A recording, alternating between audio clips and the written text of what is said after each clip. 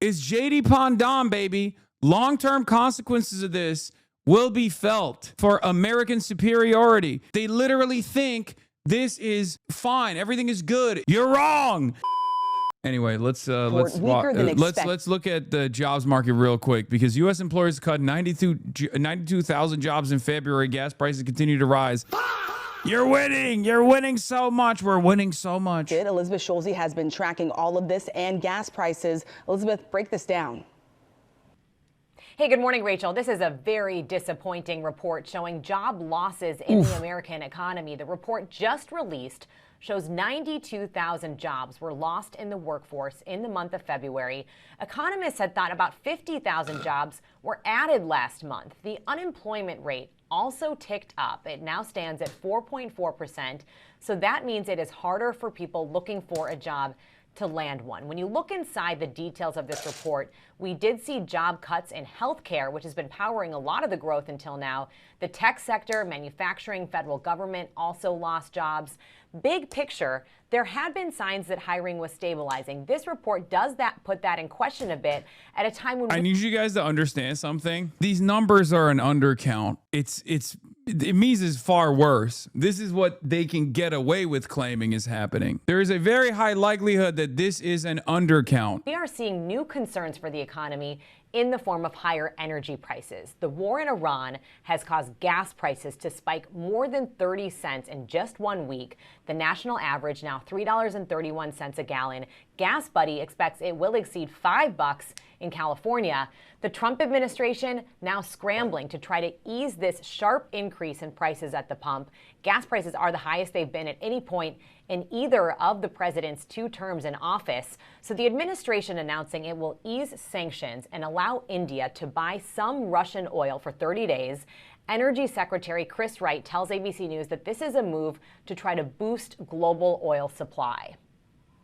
This is a very brief change in policy just to keep oil prices down a little bit better than we could otherwise. So there's a bunch of floating barrels just sitting there.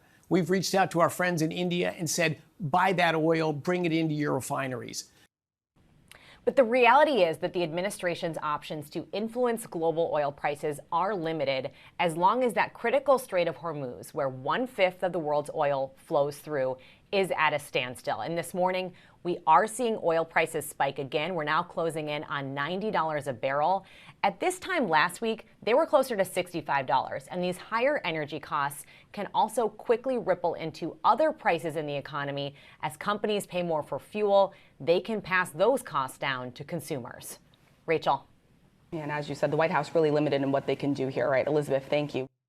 We're not yet a week in, but there's all sorts of implications that are already becoming clear for the global economy, but also different parts of the world from what's happening in Iran. And, just to kind of update on the various different events that have happened.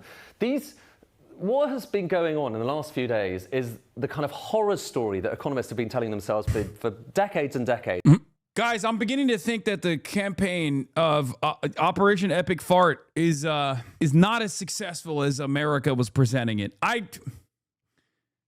I wanted to believe. I wanted to believe in the might of our weapons. I am hopped up on pro-American fumes. I was like, America, they're going to find out once again why we don't have any healthcare, haha, and I'm beginning to feel like they're dumping all the healthcare over there, and it's still not achieving the results. I don't know. It just kind of feels like all of the bombing campaigns, and the naval asset that they blew up, the Iranian naval ship that they blew up, that was like doing a symbolic event. After they were invited by the Sri Lankan government, that wasn't necessarily, that was just a war crime for the sake of doing a war crime. And kind of feels like the government is actually hyping all of those moments, like aura and hype moments by the Indian government off the coastline of Sri Lanka. Kind of feels like those hype and aura moments are because they just haven't achieved their military results on Iranian soil as far as degrading the Iranian launch capabilities. So, yeah, it's very weird. It's very strange. How could this have happened is what I'm asking myself, because I thought mightiest military of all time, most expensive military of all time. And yet There's consistent video footage showing Iranian ballistic missile strike on Prince Sultan Air Base in Al-Kharj, Saudi Arabia, with the missile impacting very close to several U.S. service members, thankfully said to have resulted in only minor injuries to personnel at Prince Sultan.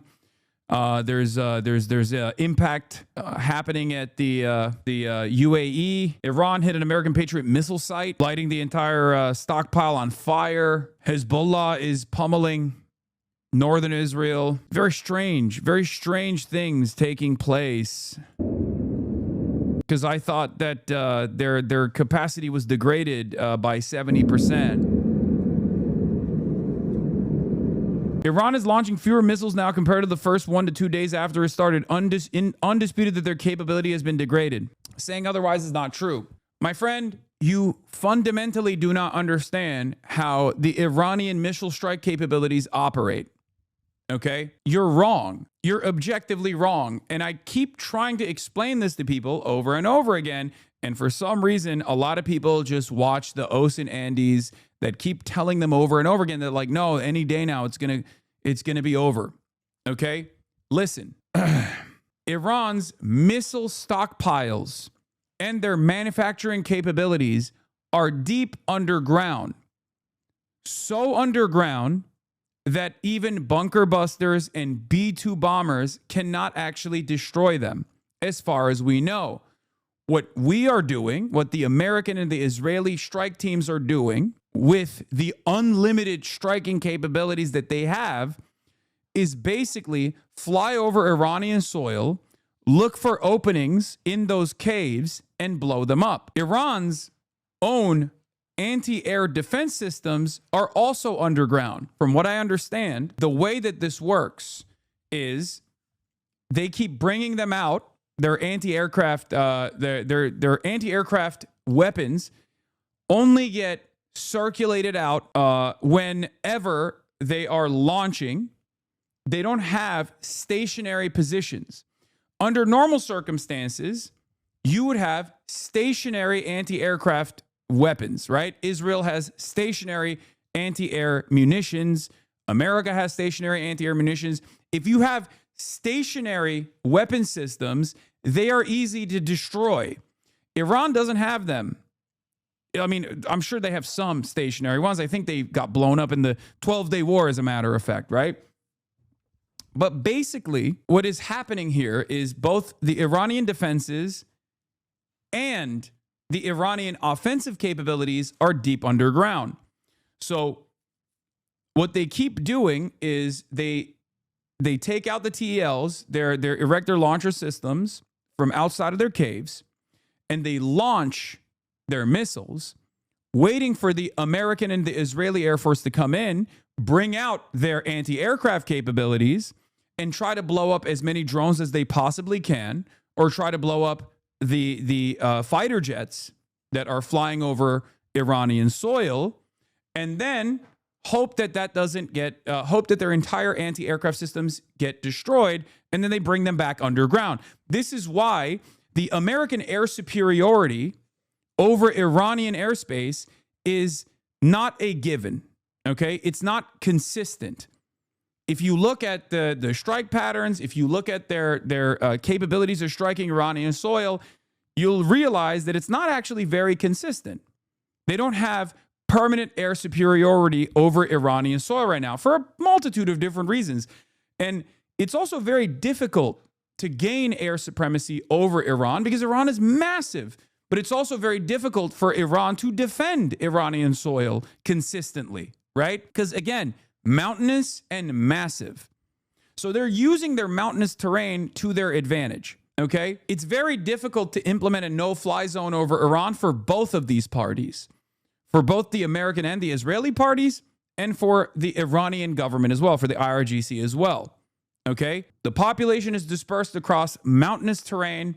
It's very difficult for them to it's also stupid for them to basically put stationary anti-aircraft systems out there because they're sitting ducks. Israel can just come in, fly in, blow it up one time, and it's over. That's why a lot of their anti-aircraft defense systems are actually not stationary. They periodically bring them out. However, so your assessment is Iran is winning currently? There is no winning in this situation. Iran is getting bombed into oblivion. So it's not like a victory necessarily. Like here, you are correct. This is them trying to destroy the same missile city for like the 5th time this week and failing. They have not destroyed any on camera yet. Yeah, breaking. Iran's underground Damavand missile fortress just got obliterated. The IRGC secret ballistic missile and air defense base east of Tehran, buried deep in the mountains, has been hit hard by relentless U.S. and Israeli strikes. So I am not like a milsim guy at all. But one thing I have learned from covering these sorts of incidents is the most effective way to stop artillery, the most effective way to stop munitions, the most effective way to stop bombs, basically is dirt. Okay? It's undefeated. It is the most undefeated. It's just ground. It's gravel. It's terrain. It's the most undefeated thing of all time. Okay? It is so difficult to actually successfully penetrate bedrock and get to the weapon systems underneath. This is the reason why when you go to an outdoor shooting range, there is usually a mountain behind it, right? There's like a mound of dirt behind the targets, because the most effective way to stop a bullet, or the most effective way to stop the most effective way to stop a bullet, or the most effective way to stop any sort of munitions is literally just the side of a mountain. Iran has plenty of mountains. And this is precisely the reason why their munition stockpile is deep underground. And it's also the reason why they can't get to it. Okay? Rock is even better than dirt or sand, which is something Iran luckily has 55% of its territory made of. It's a uniquely resistant territory. Exactly. So the reason why I'm mentioning all this is because you said, like, oh, are they degrading Iran's capability? Like, it's objectively true that they're degrading Iran's capability. Yes, Iran is not capable of launching missiles with the same frequency that they did in the first couple of days, because obviously some of those cave openings have closed. But all they need to do is to dig themselves out. They can kill the people that are capable of digging themselves out, but Iran also has 93 million people. So they have a ton of people in the IRGC. So they got plenty of people, and they got plenty of dirt, and they got plenty of rock, and they got plenty of terrain, and they have plenty stockpiles. And not only do they have plenty of stockpiles, but they also have a logistical supply chain that is also very difficult to intercept on the eastern side of the country. So they have a direct line to both Russia and China if they want to. Maybe they have a direct line right now that America can't infiltrate either. Pair that up with the fact that they have their underground like manufacturing capabilities are also deep underground, and you arrive at a situation where it's like Vietnam on steroids, right? This is the difference. It's a country that has designed its entire defense and offensive capabilities for this very moment, and you're seeing the results of that right now. That's why a lot of people who are used to America dominating, America are having a hard time coming to the recognition that, like, this fortress design of this country is actually capable of withstanding a metric ton of damage, far more damage than America and Israel have actually been able to throw in the ways of all of their other enemies, right? Like, there's no similarity between Afghanistan with the Taliban. There's no similarity between this and like Iraq. There's guerrilla warfare. There's counterinsurgency techniques with boots on the ground military warfare. And that obviously is also another war of attrition of a different sort. But like, this is very different. If we're talking about like maintaining air superiority, with the weapon systems that America has, with the virtually unlimited offensive capabilities that America has, they should have completely destroyed the Iranian stockpiles, or at least like their capacity to do damage to the Gulf and certainly to Israel as well. But they haven't been able to do that, right? One must ask the question, why? Iran is blinding the U.S.-Israeli defenses, taking out THAAD radar in Jordan, UAE, says Mark Ames, Bahrain, Qatar, perhaps KSA and Kuwait. Iranian intelligence and targeting is the big surprise of this war so far for the arrogant, overconfident Trump meatheads who wildly underestimated their opponent. Yeah. Third time this evening, there has been a missile warning of incoming fire from Iran towards Israel, and no sirens have sounded in the Jordanian capital. I have no idea if it's related to this, people more expert than me can say. The radar for a THAAD system was struck and apparently destroyed in Jordan, while 2 other THAAD radar systems may have been hit in the UAE. Slowly but surely, while the American and the Israeli side keep saying over and over again that they have actually diminished Iran's launch capabilities, Iran has been taking out, piece by piece, all of the different eyes and ears that they have in this region that play a very consequential role in Israeli defenses. Okay? Do you understand? They're not lobbing missiles and lobbing Shahed drones for no reason at the Gulf. This is why it's laughable whenever, Arakshi goes on NBC and NBC's like, why are you attacking your neighbors, Muslim countries, in the month of Ramadan? It's the holy month of Ramadan. It's like, I wonder why they're doing that. Perhaps it's because all of these other countries have American military bases, and those American military bases have equipment that plays a role in undermining the Iranian offensive. It's war. It's also very expensive, for the record. It's not like they're not just blowing up these systems to engage in a war of attrition where for the ROI favors the Iranian response as opposed to the American defense. Like, that's not the only reason. That is, obviously helpful if their goal is to apply pressure to the American government to withdraw. It's certainly helpful in that regard. But that's not the only reason why they're doing it. They're doing it because they want to shut off the defenses, the Israeli defenses, so that it makes it all the more difficult for Israel to continue its endless offensive. You're buying into Western propaganda. Iran is launching fewer missiles because they have to make their stockpile last for months. They can't just fire 300 missiles every single day. That would be like 10K missiles a month. No, I know. I'm saying that the reason why their missile launching capabilities have quote unquote diminished is partially because they are, like, the American and the Israeli side are capable of closing up these tunnels, okay? That's just the truth. It's not because their TELs are getting destroyed and they no longer have the launchers, okay? They are slowly but surely degrading the air defenses and the radar capabilities of the American and the Israeli side. That is the achievement here for the Iranian side. Their goal, their military goal right now is very clearly to destroy American and Israeli defenses slowly but surely. But it takes a while for them to reopen those tunnels. That's my point. I'm sure that if they wanted to, I'm sure if they didn't get any degradation whatsoever, they would probably be launching even more missiles at Kuwait, even more missiles in Bahrain, even more missiles in the direction of those radar systems. And on top of that, consistently pepper Israel with their older stockpile. Their older munitions stockpile is probably still pretty large.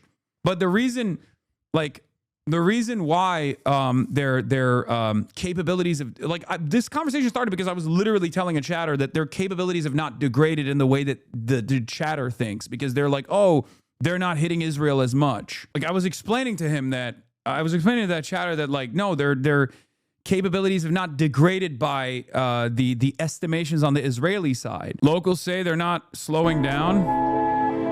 New strike reported near the U.S. base in Kuwait. Cluster munitions were used early this morning in Kuwait, with another wave of attacks about an hour ago, source told Drop Site. Many locals believe the fighting had eased after Wednesday saw little activity across the Gulf, but the past 24 hours have been as intense as the first 2 days of the conflict, if not more, the local source reported. Separate OSINT accounts are circulating satellite imagery, they say, shows Iranian strikes hitting and destroying communications radomes, protective shells that cover the radar or satellite communications antennas, at Camp Arifjan, a major U.S. base in Kuwait.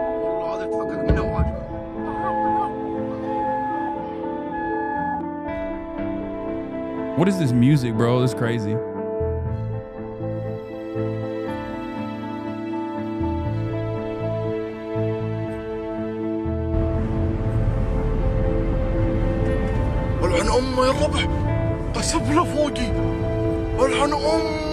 Regardless of capabilities Iran has, this policy, I don't know if it's stupid or too dogmatic, of maintaining the moral high ground. I don't know if that's wise in the inhuman, i.e. humans who have forfeited their humanity with actions that are incompatible with life, U.S. Israelis. I don't know where the Iranian military doctrine is at this point, because, there is one thing that America has done, which is chop up the top of the directory. They have killed a lot of the generals. Perhaps that was a mistake. As I said, literally before they did the decapitation strike, maybe it's not the best idea to all of the people that have consistently shown strategic restraint. If you recall, I said that before they did the decapitation strike. I was like, maybe America won't be dumb enough to go and do a decapitation because the Ayatollah and the leadership of the IRGC, as it stands currently, are some of the more restrained people. The IRGC has always been less restrained than the Ayatollah. The Ayatollah is the most restrained party here, but basically, the people that refused to attack Israel after Israel violated the long-standing red line that Iran and the entire axis of resistance had, which was if Israel invades Gaza, they do what they're doing right now after that invasion, right? They had this capability after October 7th. Like, I need you to understand, Yahya Sinwar was aware that Iran had this capability after October 7th. And time again, the Quds forces, the IRGC refused to abide by the long-standing red lines that they had declared, as Israel violated those red lines over and over again. Israel kept slowly but surely degrading the Iranian axis of resistance. This is the real deterioration that took place as a direct consequence of the strategic restraint applied by the IRGC. They allowed the entire axis of resistance that they designed in this region over the course of the last 20 years to get blown in bits, including the assassination and the decapitation strikes against Hezbollah. That was very effective. All the older dudes that are in the IRGC and all the older dudes that were in charge of this process kept thinking, oh, we can negotiate with the West. We can negotiate with the West. We can negotiate with the West. Well, look what that got you. Death. Now you're dead, and the people that remain are the people who are like, well, they're killing us, so I don't think we can negotiate any longer. And this is the results. It's about what is the worst single thing that can happen to the global economy. I'm going to go pee. Well, it's kind of happening right now. So the Straits of Hormuz are effectively closed. I'll show you a chart on that in a second. You've got the world's biggest oil terminal that is basically down, Ras Tanura in Saudi Arabia. You've got the world's biggest gas terminal, Ras Laffan, that is down as well, all because of drone attacks from Iran. You've got tanker attacks all through the Gulf and particularly around the Straits, but including in the north end of the Persian Gulf. Like I say, this is the kind of thing that scary scenarios built by economists have been kind of talking about for years.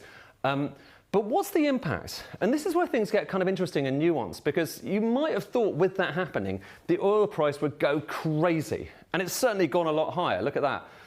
Up by 15% in the last few days. But it hasn't gone up as much as the gas price. And here's where things get kind of interesting. So this is the gas price, actually in the UK. And that's up by 70%. And actually at one point, you can see the line has just about come down. At one point, it was up by 100%. So it doubled. So why is there that difference between oil and gas? Well, in part, it's literally just a physical thing. It's quite hard to store gas, and so your kind of sensitivity to what's going on in the market is slightly greater. But to some extent, it's also something else. So if you look, for instance, at the oil market, it's quite well stocked at the moment. What do I mean by that? Well, this is showing you demand for oil in recent years, and then there's a kind of projection there. And then look at supply, so this red line here. And you can see supply recently has been running above demand. This is old news. We're over 90 now. When is this from? It was from 15 hours ago. So there's quite a lot of oil flowing out there. And, you know, the corollary of that is that quite a lot of that has gone into storage. So here's the thing. They also stopped the production. So in order to kickstart, they're going to burn the stockpile that they have. They're going to burn through the stockpile that they have. But it's going to take a while for the production to restart. There's like a runway. There's a time constraint here as well, which will of course certainly hit the which will inevitably increase the barrel prices. Stocks, oil stocks. Every country around the world has some degree of oil storage. It's easier to store, like I say, than it is gas. You can store gas, but it's just a bit harder. But oil stocks have been rising in the run-up to what's happening now in Iran. So there's a little bit of reassurance there that, look, for oil, we're kind of relatively well equipped as things go. However, it should be said, okay, so this is oil stocks mostly outside the Middle East, outside the Gulf. It's a totally different story if you're looking at oil stocks. USS Gerald Ford passes the Suez Canal and enters the Red Sea. Here come the Houthis. Oh, in the Middle East, here oil stocks are kind of a problem. Different countries here, now these are all oil producers, so it's a different thing, have a certain amount of leeway, a certain amount of storage that they can put their oil into if they can't get it out. But it's not that much. So Iraq, 6 days, Kuwait, 14 days, the UAE, 19, and so on and so forth. And why does this matter? Okay, well, have a look at this. Okay, so come on, at this point, the Houthi probably won't join the fight. Are you insane? The Houthis absolutely will join the fight. Are you out of your mind, chatter? What are you saying? The only reason why they haven't joined the fight thus far is because, from what I understand, China is trying to keep things together between Iran and Saudi Arabia. But as soon as the Americans come in, are you... Oh. Anyway, let's take a look at people that are, people that were very much anti-IRGC. CBS has reached out to a man inside of Iran who took part of the massive anti-regime protests, says democracy has to come from the people and not foreign powers. People in Iran, like any other country, they want to have, peaceful life. We are not looking for war. There was a lot of issues with the supreme leader, with their policies. When do you think people will learn? Because, if this last 2.5 years of genocide and how much people's collective conscious shifted from the diametrical opposite position of being either indifferent to the Israeli violence to supporting Israeli violence to now finding it to be morally repugnant. If you had that ideological journey, why do you still come in here and try to repeat the same thought process now with yet another instance? When will you learn? Why? Why do you want to delude yourself into thinking that this guy Hassan, he must be anti-American. He's just probably in support of the IRGC. He probably is getting paid by the Iranian government. Does that make you feel better about being wrong all the time? Wake up. Why do you think there is a consistent instant vindication faster than ever before? I told you that the Iranian population, of course, once they got bombed, would turn around and say, please stop bombing us. Because those bombs do not distinguish between those who are anti-regime and those who are pro-regime. Okay? We are destroying one of the oldest cultures and one of the oldest cities in the planet. It's disgusting. All of the diaspora population and their dance campaign in the immediate aftermath of the decapitation strike was going to look really shitty in a matter of weeks. Turns out it has happened in a matter of days. Okay? So why? Why do you still do this? Why can you not let go of this mental block that stops you from seeing something that's super easy to understand? You cannot bring about liberation to a people by blowing them to bits. It's that simple. You're engaging in self-soothing behavior to delude yourself. This is delusional thinking. In our childhood and my young ages, actually, best years of my life, we could have had better lives. What you had in US or what you had in UAE or any other country with the resources. The country is so rich. Why we should live like this? So that's the reason I say that they ruined our lives. I was in the protest, but I am not going to allow anybody else to come and destroy my homeland because I am against my government. It's my problem. I cannot stand that. The issue that my friends outside of Iran, they are trying to bring... This person is the nicest, most sympathetic Iranian to the diasporoids, by the way. I'm willing to bet that the average Iranian that is currently an anti-IRGC Iranian living in Iran right now has way worse thoughts than this person. This is the nicest. This is the nicest person to the position of the diasporoids. Or to the country to change the regime so that they can come back to Iran, but at the cost of the people who are living in Iran. Even when you sleep, you don't know what will happen tomorrow or even what will happen during the night. I was forced to leave Tehran. Why I was forced to do that? They dropped bomb on this. They attacked this part of the city. Oh, let me call my uncle. Maybe they are living in that region. Let me call my aunt. Are they alive? This is not a situation that brings... There's a famous Chinese saying about this that encapsulates the philosophy behind Chinese non-intervention policy. Wow, that's a bar. If an egg is broken by an outside force, life ends. If broken by an inside force, life begins. Great things always begin from the inside. Brilliant. I agree, but I have friends who are for this war. They argue that bombing can bring peace, and they say, look at Germany now or Japan. I know, it's cope, it's cope, it's cope, it's cope. Okay? And are they in Tehran is the real question, but because if they're not in Tehran, then don't listen to them regardless. And even if they're in Tehran and they're saying, no, these bombing campaigns, Trump, Donald Trump, please keep bombing Tehran.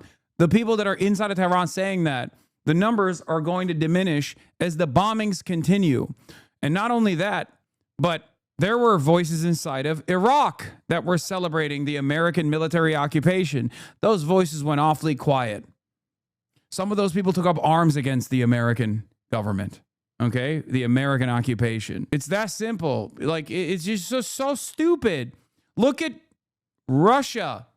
Look at Russia's intervention in Ukraine. Look at Russia's invasion of Ukraine. Look at Russia's bombing campaigns in Ukraine. Eastern Ukraine was quite sympathetic to Russia before the invasion. They're not sympathetic any longer. Why the do you think that is? Perhaps it has something to do with the fact that they got bombed. They got killed. I've brought this up over and over again, and people simply do not understand. I would love for people to post like this to, on their social media to go live under bombs for a few years or a few days, and then we can revisit the conversation about how scary bombs are comparatively. Bombs are frightening, but for Iranians, the regime itself has been far more terrifying. Like, this is cope. This is just propaganda. This is just pro-Israeli propaganda, and it's very shitty propaganda because if you just like close your eyes and think for 3 seconds, you will realize there has never been an instance where bombing has brought about like a democratic process for the population. Even the most sober assessment, well, not the most sober assessment, but even the most pro-American assessment has to openly recommend the fact that American regime change that has come as a consequence of bombing campaigns have led to worse conditions overall in an infinitely larger amount of times than leading to liberal democracy. Okay? That's why you have to go back all the way. Well, Nazi Germany, again, military occupation. And even then, there was no denazification that took place regardless. Or Japan, again, military occupation. There's not a single instance where this has worked and a mountain of evidence that it does not work. Peace is really scary. Yes, we have problem. We have serious problem. But I am not going to resolve those problems with damaging my country. So they have to leave it to ourselves to tackle that. Democracy, can happen, but it takes time. It comes from the people. They have to demand a democracy. It's an internal issue. And if somebody from outside is going to put some people in charge for any reason, even without considering people's interests, they are not going to bring us freedom. They are not going to bring us democracy. I never cannot believe that an external power can bring democracy into Iran. Although that I'm extremely unhappy with the regime, with the economy, all these things, I'm not supporting them, honestly. But missiles and rockets are attacking Iran. It's my land, it's my homeland. I mean, it takes decades and years to be repaired. People were crying, some of the innocent people were injured. When there is missiles, jets are moving around. So how can I expect people to work? Oh God, ew. Then, the economy would be damaged worse than what currently see. We were the people who tried to build this country, irrespective of all those restrictions internally and. I'm sorry, the amount of drool on the ground right now is a puddle. Okay, holy. She just spat everywhere. She got so excited. She was just literally drooling like it was like a goddamn puddle next to me. Why did they do that? Why do they want to eat it out of your hand so much? No, it's not that she wanted to eat it out of my hands. She wants to pick it up gently. So she's like demonstrating restraint. And the problem is while she's demonstrating restraint, she can't stop her drool from flying everywhere. Externally. This is not bringing freedom into Iranians' life. I believe the country with bad regulation is better than a country with chaos. Now we are going into chaos. To me, it's very dark. The future is very dark. My husband told me he saw people on the internet that your dog died. Why do people think that? Why do people think that? Because stupid. Like, I don't know. People lie. People lie about me all the time. And this is another one. They've just decided, they've realized that, I think basically what happened is they realized that, most people won't check and most people don't give a shit.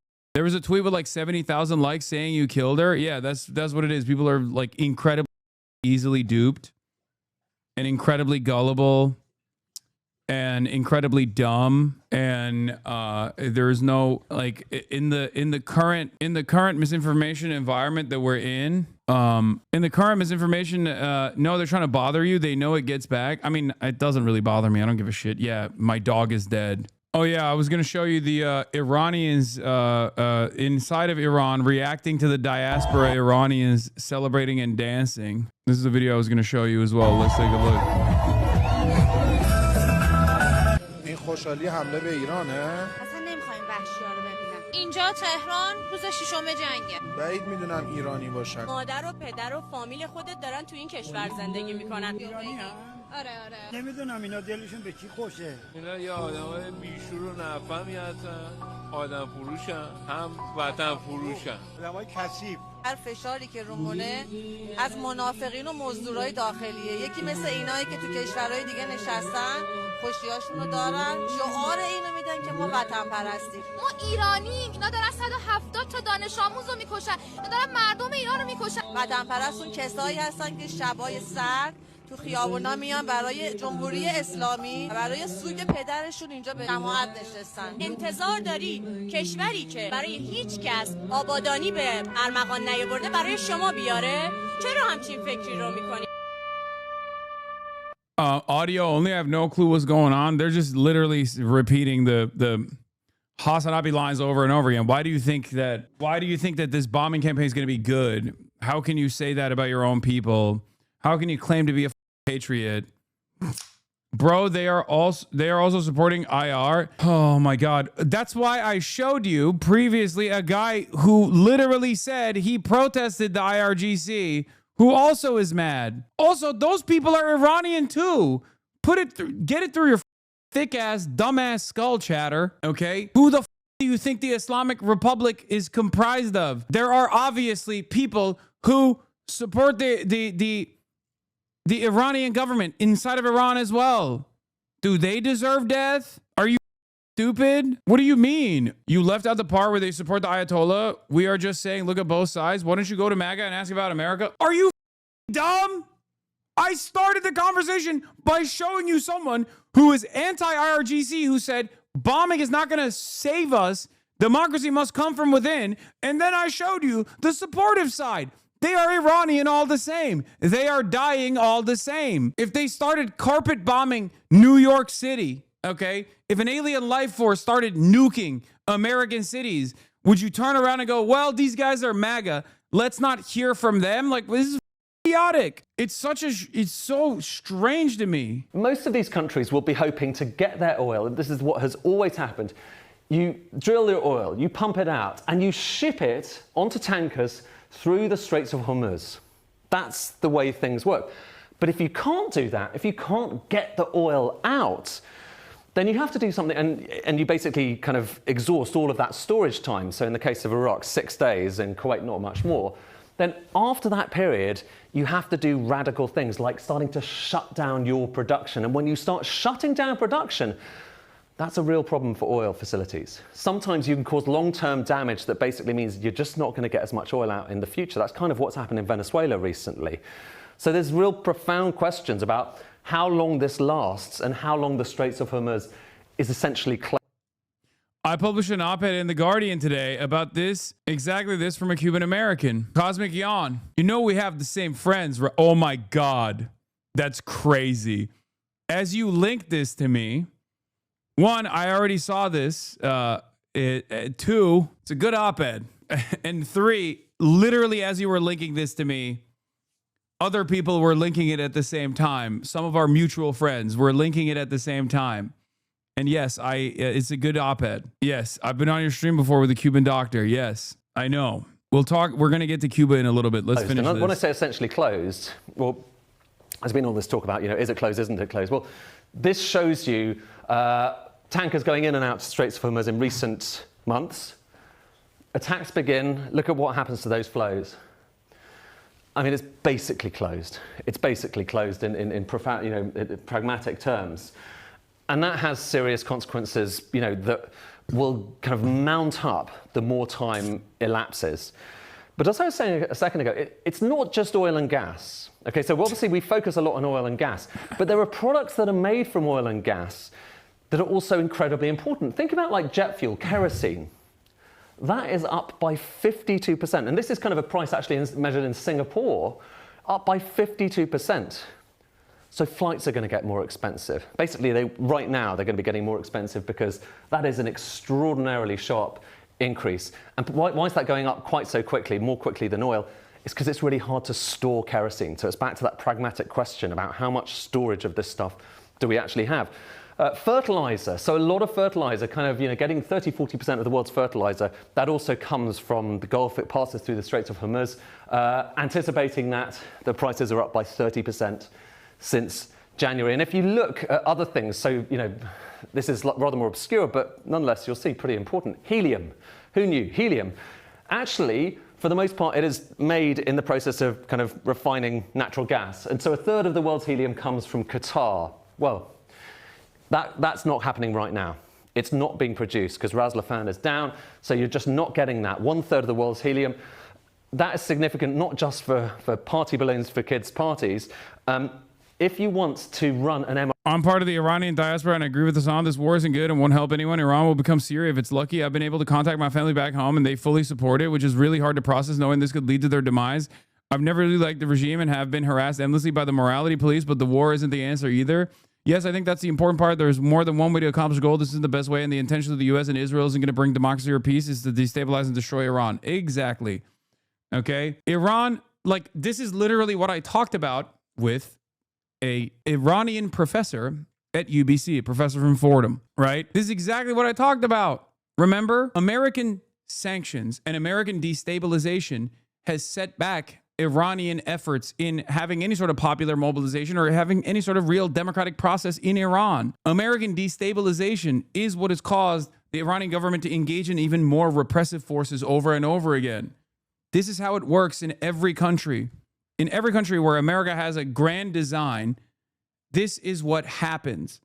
Some are fortunate enough through hard work, through resilience, through not having the same geographic limitations, are able to overcome that. China is one example of this, right? But other countries are not so fortunate. Iran's biggest misfortune is the fact that it is in such close proximity to Israel. And Israel has unlimited appetite for death and destruction. Cuba's biggest misfortune is its close proximity to the United States of America. China's biggest fortune, on the other hand, aside from the resilience of the people, is that it's very far away from America. MRI scanner, you need helium. Because what's helium really good for? It's good for cooling things down to kind of near absolute zero temperatures. That's exactly what you need for an MRI scanner, because it needs to run these superconducting magnets. You can't do anything superconducting. You can't run quantum computers. You know, the future of computing, you need helium for it. And a lot of that helium, all of a sudden, it's not available anymore. You see where this is going. All of these unexpected knock-on consequences from what's happening in Iran at the moment and in the Gulf. Sulfuric acid, again, even more obscure, I'm afraid. But a quarter of the world's sulfuric acid production, that comes from the Gulf. And without sulfuric acid, you can't make explosives. Without sulfuric acid, you can't refine things like copper. And so all of a sudden, copper prices are going up as a result, or at least are likely to go up, because the cost of refining it is going to go up too. So it's not just oil, it's not just gas, and also it's not just the things that are made within the Gulf that matter. I mean, think about a place like Jebel Ali. This is one of the world's biggest container ports. It's just outside of Dubai, right there. And this is a place that has become central to global trade. A lot of trade coming from Europe kind of goes through Jebel Ali and then passes through to Singapore and elsewhere. It can't happen anymore.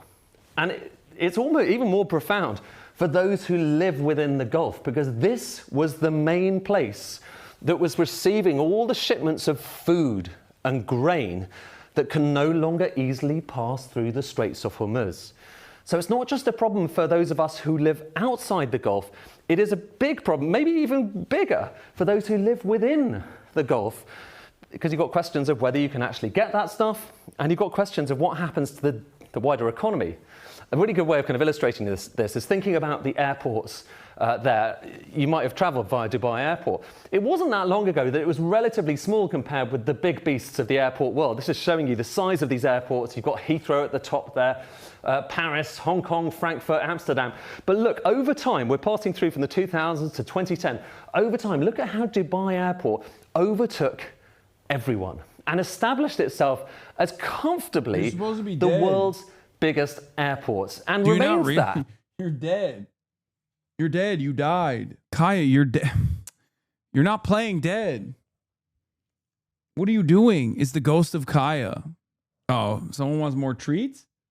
Oh. Treats? Look at this. You want a treat? The head tilt.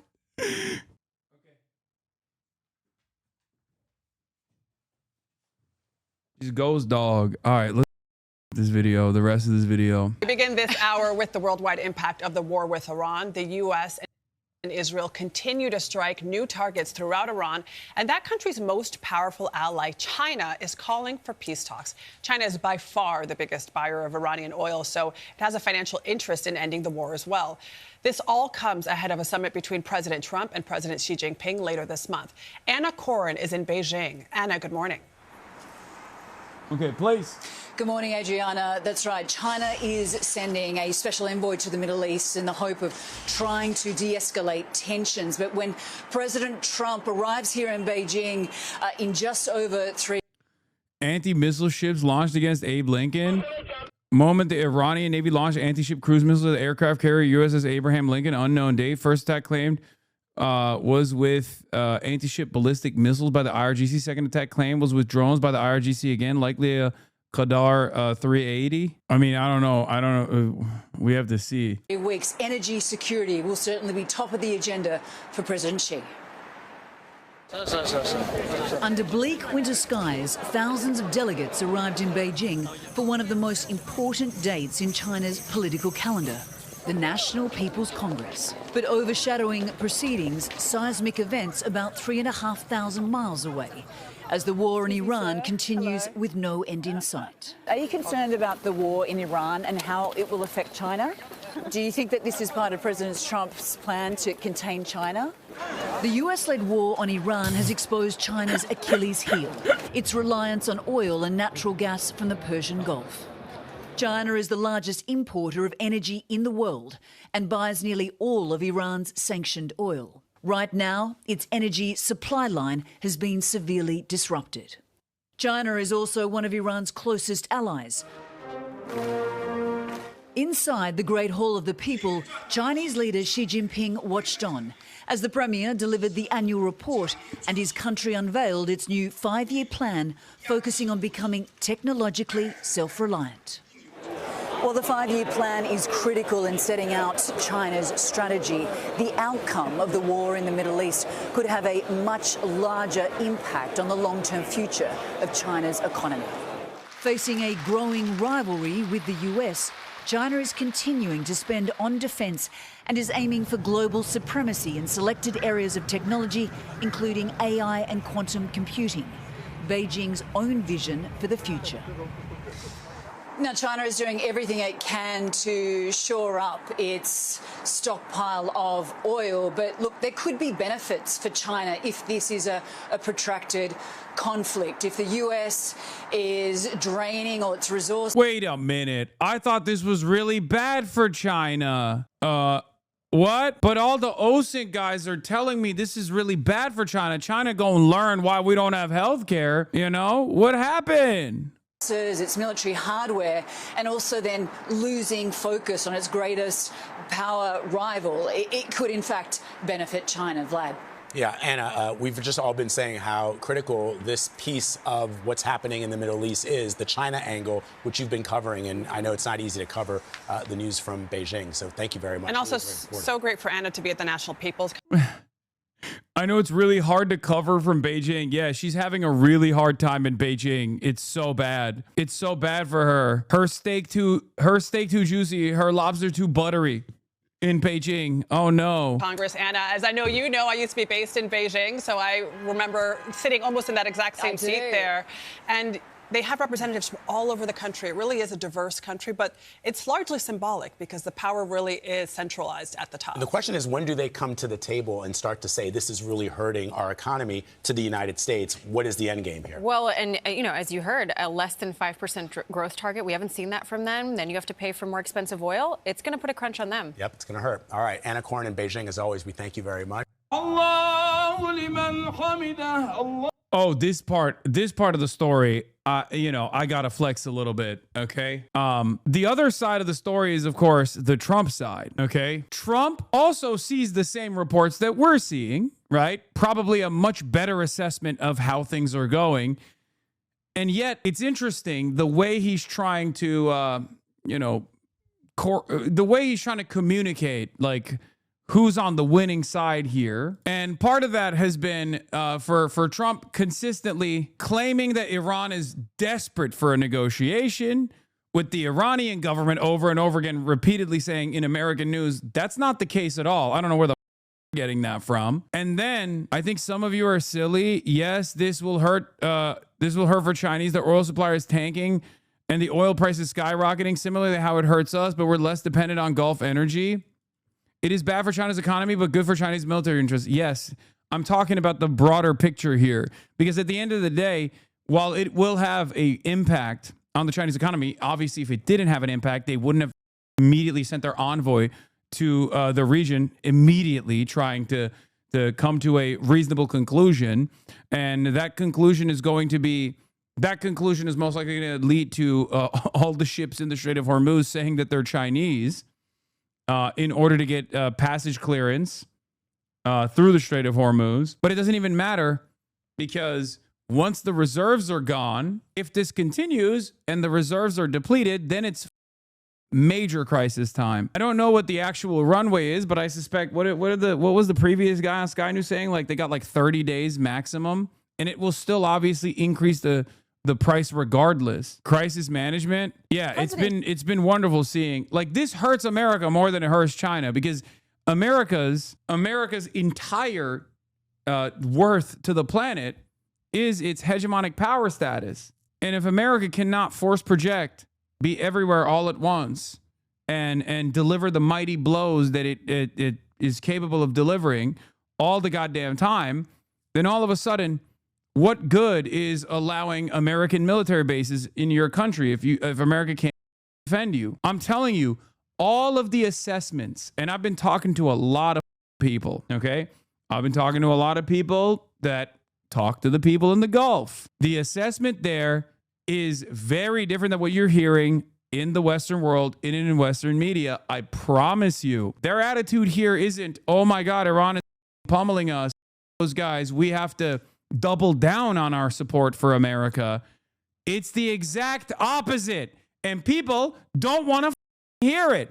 If you are an oil-rich region, if you're an oil-rich nation, and you have unlimited funds, and you have dumped billions of dollars into American partnerships, you have allowed America to have military bases in your country, and those military bases have turned into missile sponges, and America is not even remotely interested in defending you because the guys at the top are too busy eating Israel's. What do you think those people are going to do going forward?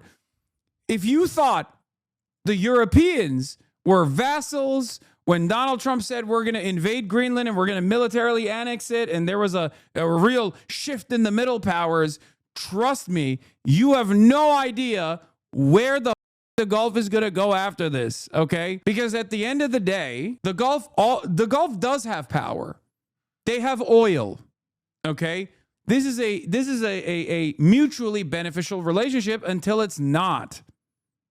Okay? They have the oil. If they can get better security assurances from Russia or China, all of a sudden, if Russia and China showcase stability, specifically China is capable of showing stability in the region, creating real long-lasting stability in the region, why the would they be dogs to America when America is run by a bunch of psychos who literally only care about going along with whatever Israel's ambition is? It's JD Pandam, baby. Long-term consequences of this will be felt for American superiority. Long-term consequences of this are unfolding in real time, in broad daylight, and Americans are hopped up on copium. They literally think this is fine. Everything is good. It's business as usual. It's going to continue going the way it's been going. You're wrong. You're not seeing, you're missing forest for the trees. You are not seeing exactly how these guys are thinking. You are refusing to reckon with that. I'm not being smarmy. I just think it's really silly whenever someone comes up about an issue China is facing. Everyone just denies, even when the Chinese themselves say there's an issue. Not everything is a contest. In the short term, considering that the overwhelming majority of the energy that China gets and the Asian countries get, Asian partners, by the way, outside of China, Asian partners of America outside of China, get their oil from the Strait of Hormuz. This act is not going to hurt America's energy production capabilities as hard as it hurts China, but any kind of manufacturing problem for China is going to be felt by America as well. America is stuck. They have to put an end to this conflict that they started at the behest of Israel. So anything that hurts China hurts America tenfold, no matter what. It hurts America with the long-term consequences that America will face in terms of all of their allegiance in the Gulf, but it hurts America in the short term as well. Every single Asian country will be hurt by this. If you say that it isn't true, they're prepped for all this. You're not thinking 40 to 50% of the comes from the Gulf. It's not shitting on China to agree with the Chinese government that this will cause a problem. Oh my God. The argument isn't that this is going to hurt China in the short term. The argument is that anything that hurts China in the short term hurts America way worse, also in the short term. Anything that hurts China in the short term is still far more consequential for America in the long term. That's the argument that I'm making. As America and Israel continue their aerial assault on Iran, the Shia faithful gathered for Friday prayers outside the Grand Mosque in Tehran. A huge turnout, some draped in the regime flag. Their late leader's message of death to America. It's kind of crazy that the only article that literally says the truth on this matter came from the one Financial Times report, by the way. It's wild that the entirety of the Western media is running on fumes, copium fumes. They're overdosing on copium. Every article after article, the Economist, Wall Street Journal, the Gulf is really mad at Iran. They want to punish Iran harder. They want to do more. They want to do more to help America. They're doing secret backdoor deals with America. They're demanding America nuke Iran. Bull. Are they mad at Iran? Yes. Are they more mad at America? Absolutely. You'll see. You'll see. This is a piece from the Financial Times exclusive. The official said 3 of the 4 big Gulf economies, Saudi Arabia, the United Arab Emirates, Kuwait, and Qatar, had jointly discussed the strains being put on their budget and their economies, but they declined to name the states. A number of Gulf countries have begun an internal review to determine whether force majeure clauses can be invoked in current contracts, while also reviewing current and future investment commitments in order to alleviate some of the anticipated economic strain from the current war. That is a nicety. The way they're talking about this, the way that this article is talking about the situation, is the nicest way to present it. Okay? It's the nicest way to present the threat. Oh, this is impacting our economy. That's why I want to pull out. The reality behind closed doors is they want to up because America's not defending them. You cannot keep treating these countries that are oil rich as purely expendable American missile sponges at the behest of Israel. You are definitely not correct on this. You are not considering how disgustingly capitalist the Gulf states are. What are you talking about? It's not communism. It's not communism to think, oh, I've given America billions of dollars. America uses me like a light, and then it turns around and says, sorry, Israel wanted to blow up the major regional sovereign country, and we're not going to defend you. It's literally capitalist. They are protecting their capital. They're not going to ally with China. You think countries that ally with China are communist? Are you... God, it's the Turkish chatter again. Can you point to the communist countries around the world in general, let alone the communist countries that are aligning with China due to communism? How many communist countries exist? How many trade partnerships does China have? Are you stupid? The answer is yes, you are stupid. When Canada wanted to leverage their relationship with America by creating more economic opportunities and more bilateral trade negotiations with China, they became communist overnight. It was Marx Carney that did that. Anyway, a number of Gulf countries have begun an internal review. They added the move was precautionary measure that was the result of the budget strains these countries are facing due to reduced income from energy, due to the slowdown in output or the inability to ship, and from the tourism and aviation sectors, in addition to the increase in defense spending. An advisor to a Gulf government said the prospect of an investment review by wealthy states had caught the White House's attention. They manage some of the world's largest and most active sovereign wealth funds, and Saudi Arabia, the UAE, and Qatar last year pledged to invest hundreds of billions of dollars in the U.S. after President Donald Trump visited the region. They are also big backers of sporting events around the world and have all been investing heavily domestically to develop their nations and diversify their economies. Any move that affects investments in the U.S. or other Western states may raise the pressure on Trump to seek a diplomatic strategy to bring the war to an end. The oil-rich Gulf states have been dragged into the conflict in the U.S. and Israel, into the conflict that the U.S. and Israel launched against Iran, with Tehran unleashing a ferocious response against Washington's regional allies. The war has caused shipping traffic to slow to a halt through the Strait of Hormuz, the crucial waterway through which a fifth of the world's oil and gas passes, with at least 10 tankers being struck in the Gulf. If America were to turn around and go, oh, well, we're energy independent, we don't give a the Strait of Hormuz, what do you think that makes them think? Think for a second. America just says, sorry, off. You're just a missile sponge and you're going to sit there and you're like it and you're going to give us more money. That's not going to happen. The money only flows, the trade negotiations only happen if American military bases create stability and not instability. If American military bases create protection and not turn these countries into missile sponges. That's it. If this goes on too long, this may change the calculus for Gulf states about fitting into the U.S. security arrangement, kind of like when Israel bombed Qatar, showed them the limits. You're already starting to see the shifts, like Saudi making a defense pact with Pakistan and Turkey. The U.S. protection is not what they believed it was. Exactly. That's it. This is the sort of thing that Trump cares. Oh, also, this is the other side of this. And I do think that the best possible outcome of this will be Donald Trump, the number one dick rider of Israel outside of Brandon, right? Finally cutting Israel out of the equation, because he is nutty enough to possibly rip apart 80 years of our most important allegiance in the fucking region. He is crazy enough that if he feels the panic and if he feels the fires under his ass, if he feels the heat set in, he could literally say, you know what? I've realized these Jews, they're not reliable.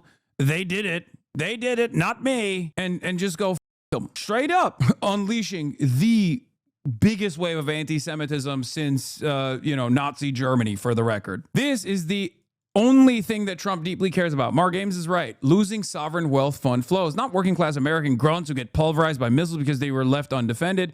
Trump's presidency is unraveling at warp speed for Israel like a hypersonic Brandon. So the only thing, the only positive outcome out of all of this would be that America cutting Israel loose, like America cutting Israel out of the equation completely, at least for the time being, at least for the interim, saying, nope, we're done. You're out. Because right now, this is not going to cut it. Trump administration announcing a $20 billion reinsurance program aimed at reviving shipping in the Strait of Hormuz, not going to cut it because the other countries, the other shipping magnates don't believe this. Okay? It's not the insurance. First of all, $20 billion is going to melt. That's 20 billion additional dollars that are coming out of your tax coffers that's going to this idiotic equation.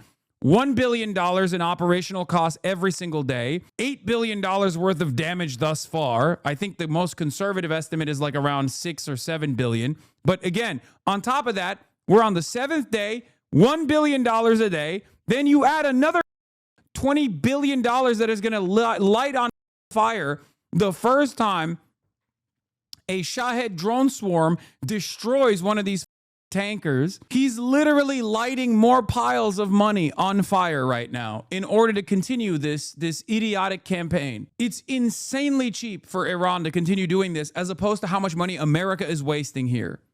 Okay? It's ridiculous. It is utterly ridiculous.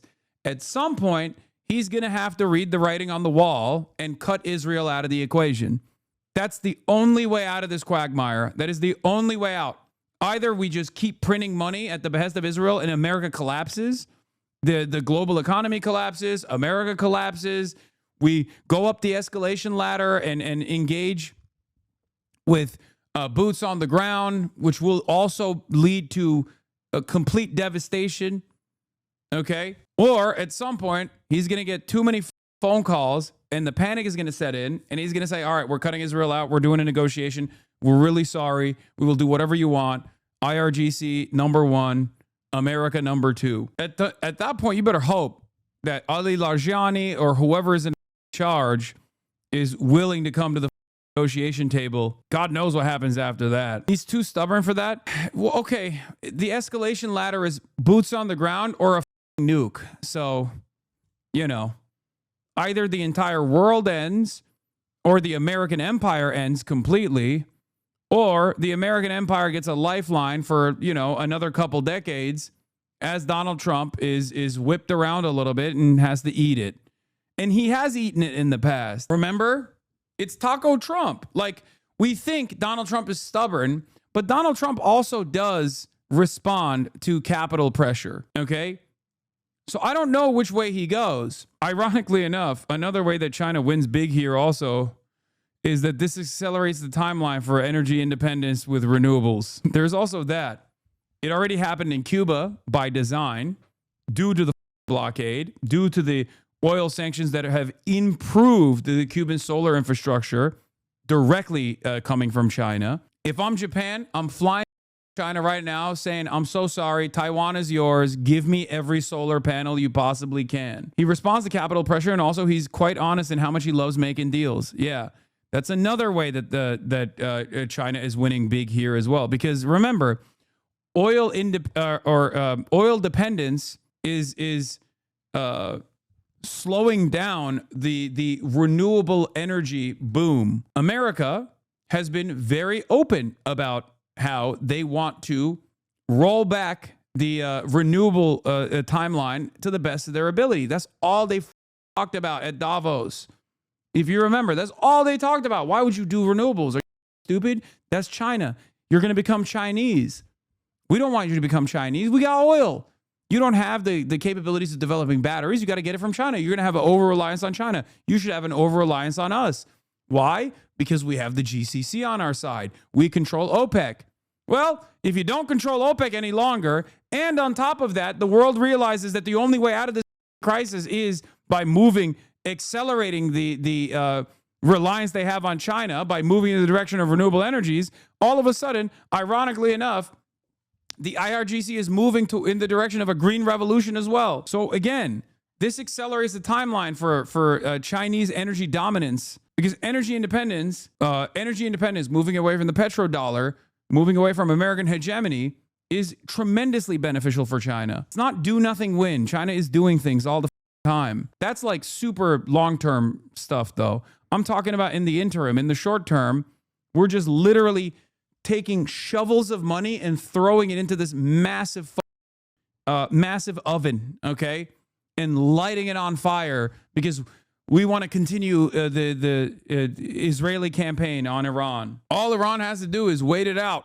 If this goes on longer, I wonder if it could be as geopolitically impactful as the 1973 oil embargo, one of the biggest events in modern geopolitics. Again, it's entirely dependent on just sitting around and waiting. Because what is Trump going to do? Implement the DPA in America? Change the American factories into a full war economy? Force them to start building more munitions rapidly? What's the timeline on that? How long will that take?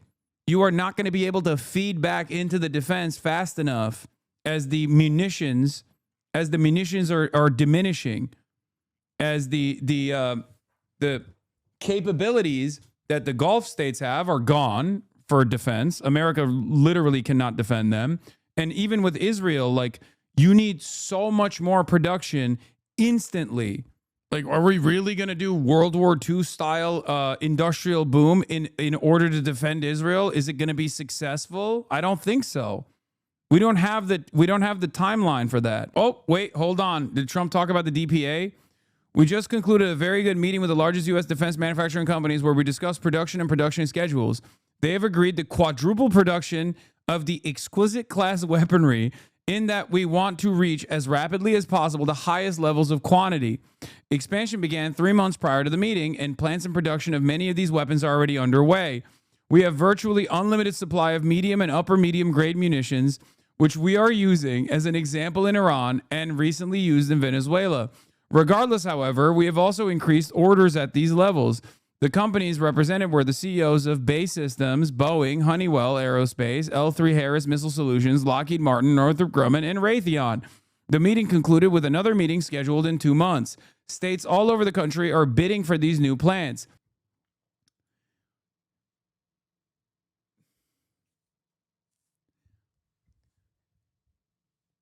You're so stupid.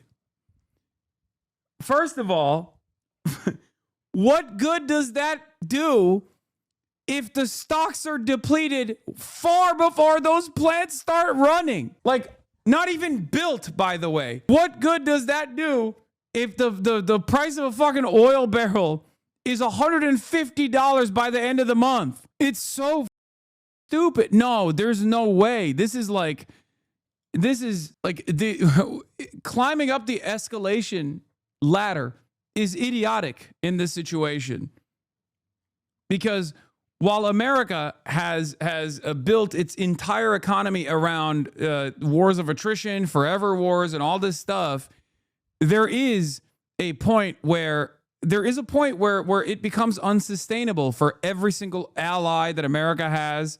We've already reached that point in the GCC, in my opinion. And at the domestic level, Donald Trump has domestic considerations, right?